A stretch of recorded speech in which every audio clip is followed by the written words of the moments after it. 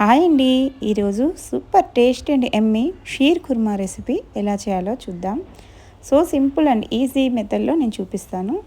బాదం పప్పు, 2 types of ఎండు ఖర్జూరాలు తీసుకొని వేడి నీళ్ళల్లో నానబెట్టుకోవాలండి. వేడి నీళ్ళల్లో అయితే ఒక 2 అవర్స్ నానితే సరిపోతుంది. ఇక్కడ నేను కొన్ని పిస్తా పప్పుల్ని కూడా యాడ్ చేశానండి. ఇవి ఇలా 2 అవర్స్ తర్వాత ఇలా సన్నగా చాప్ చేయాలి. జీడిపప్పు కూడా తీసుకున్నానండి. కొన్ని జీడిపప్పుల్ని కూడా చాప్ చేశాను. జీడిపప్పు, బాదం పప్పు, సారపప్పు, ఎండు ద్రాక్ష అండ్ ఖర్జూరం అండి, ఎండు ఖర్జూరం. వీటన్నిటిని ప్యాన్లో కొద్దిగా నెయ్యి వేసుకొని రోస్ట్ చేసుకోవాలి. ఈ విధంగా రోస్ట్ అవ్వాలి. ఈ విధంగా రోస్ట్ అయిన డ్రై ఫ్రూట్స్ని ప్లేట్లో తీసుకోండి. తర్వాత ఇక్కడ నేను 250 గ్రామ్స్ వెర్మిసిల్లి తీసుకున్నానండి. అదే దమ్కి సేమియాకి యూజ్ చేసే సేమియాని ఇక్కడ మనం షీర్ కుర్మా కూడా యూజ్ చేస్తామండి. 500 ml మిల్క్ తీసుకొని ఇలా మంచిగా బాయిల్ చేసుకోవాలి. చూడండి, దీంట్లో ఇప్పుడు సేమియా వేసుకోవాలండి.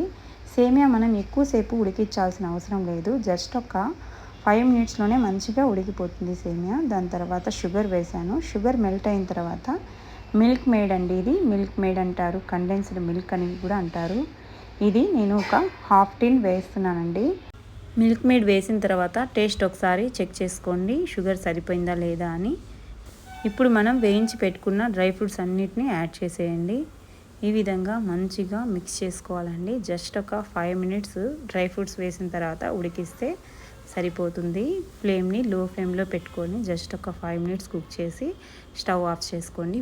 వేడిగా సర్వ్ చేసుకున్నా లేదా ఫ్రిడ్జ్లో పెట్టి చల్లగా సర్వ్ చేసుకున్నా సూపర్ టేస్టీ అండ్ ఎమ్మీగా ఉంటుందండి. మీరు కూడా తప్పకుండా ట్రై చేయండి.